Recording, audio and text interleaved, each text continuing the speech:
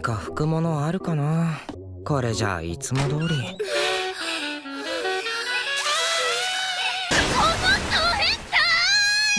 Les animes dépassent clairement les limites. Sur le papier, c'est tous des ecchi, mais la réalité est tout autre. À force, je comprends même plus comment ils font leur genre. Bref, vous l'aurez compris, on va parler de 4 ecchi qui dépassent les limites. De quoi vous mettre très bien. Non, pardon, c'est pas ce que je voulais dire. Bref, Francis, on a du travail. Générique. Et du coup, là, ça prend tout son sens.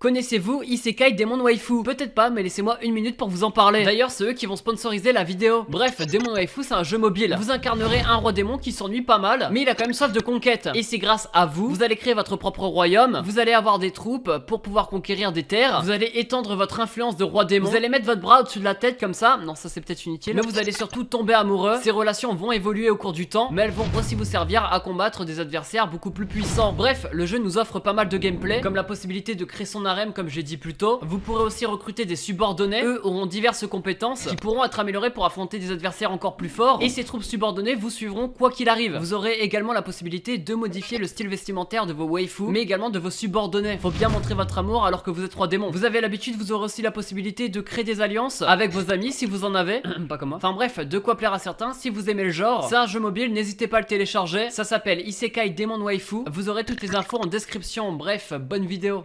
Hey salut ces gens, c'est Serge Manga. Aujourd'hui on parle de 4 animés à ne surtout pas voir en famille, c'est un petit conseil. Pour la monétisation, le mot en S on va l'appeler sexe. Ah bah non du coup c'est c'est le même mot. Comme d'hab, le petit like si t'aimé, ça fait plaisir et ça aide beaucoup. Et là, sondage de full otaku, mettez-moi en commentaire votre personnage féminin préféré dans les animes. Moi c'est Kaori, et vous? Bref, vous êtes là pour les animes, et plus on va avancer dans la vidéo, plus ça va être terrible. Shimoseka, anime sorti en 2015, est peut-être le plus beau visuellement. Et contrairement aux autres, lui je l'ai kiffé parce qu'il était vachement drôle. Bref, l'histoire se passe au Japon j'imagine, enfin bref, dans un état où il y a une loi qui est passée, où ils interdisent le langage grossier, donc les insultes. Crotte. Non mais Francis, c'est pas une insulte. Bien essayé, mais je tomberai pas. Ils interdisent aussi que les gens ont des pensées malsaines. Enfin bref, tout ce qui a un rapport à la grossièreté, mais par rapport à la jeunesse. Pour vous dire, les gens ont un collier autour du trou pour les...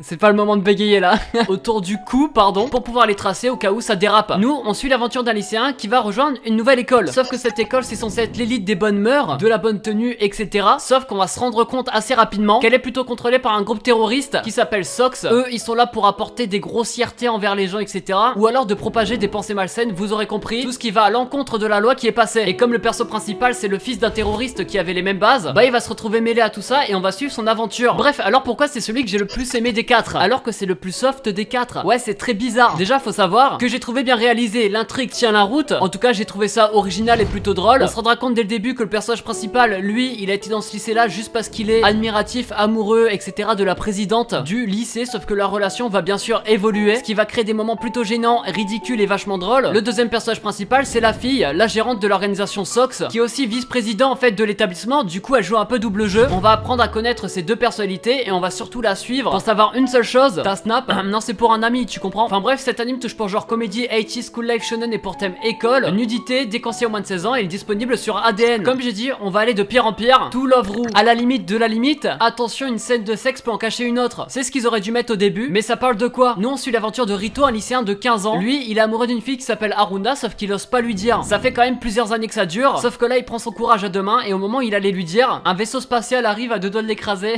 ce qui va l'arrêter. Et là il y a pas de blague, hein, c'est vraiment le scénario. Il va rentrer, il va se faire un bain plutôt pépère, sauf que pendant son bain, une explosion. Salut toi.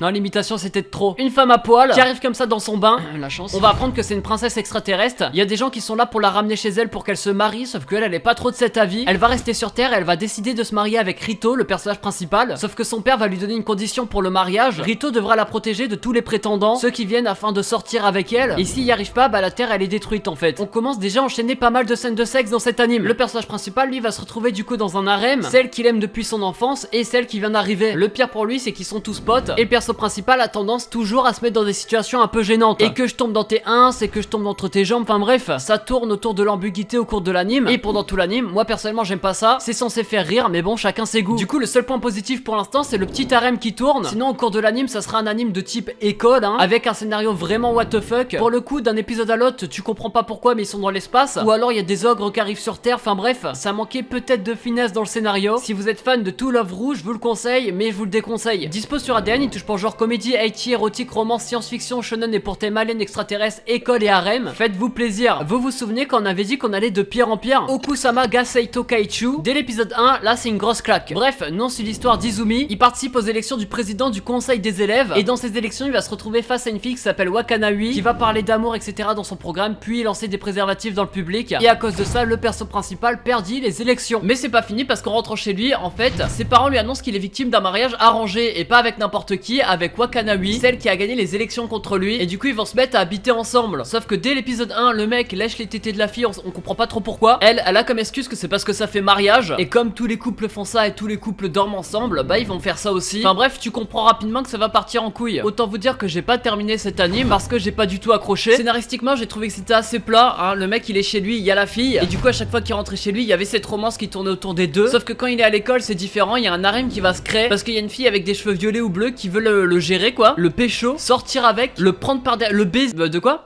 Je me suis un peu emporté là. Du coup, Slice of Life, School Life, les épisodes durent que 8 minutes, donc si vous êtes intéressé, pourquoi pas. Il touche pour genre comédie, IT, romance, School Life, Slice of Life et pour thème école, harem et quotidien. Disponible sur Crunchyroll, il s'appelle Okusama go Seito Kaichu. Ne le regardez pas. Bref, là on va s'attaquer au dernier anime. J'en avais déjà parlé vite fait, mais je crois qu'on a affaire à une des plus grandes master chias, tout anime confondu. Saikon no Quasar. Vous connaissez peut-être de nom et vous l'avez même regardé, j'espère pas. Bref, non, c'est l'aventure de deux lycéennes, sauf que leur vie va changer quand ils vont faire la rencontre d'un mec qui s'appelle Alexander, un russe de 13 ans, qui va être accepté dans leur établissement scolaire, je comprends pas pourquoi mais bref. Et lui c'est un quasar. Les quasars c'est ceux qui ont des super pouvoirs, ils peuvent manipuler les éléments pour combattre. Et vu que ces filles vont se faire attaquer par un d'entre eux, bah il va venir les sauver. Ils sont fait attaquer par l'église et les combattants parce que ils se combattent pour une relique qui renferme des secrets. Mais ils se combattent pas n'importe comment parce que le petit garçon là pour avoir des pouvoirs, il doit lécher les ins de filles. Fin de la blague. Ah non pardon, non c'est vrai, c'est le vrai scénario, ouais.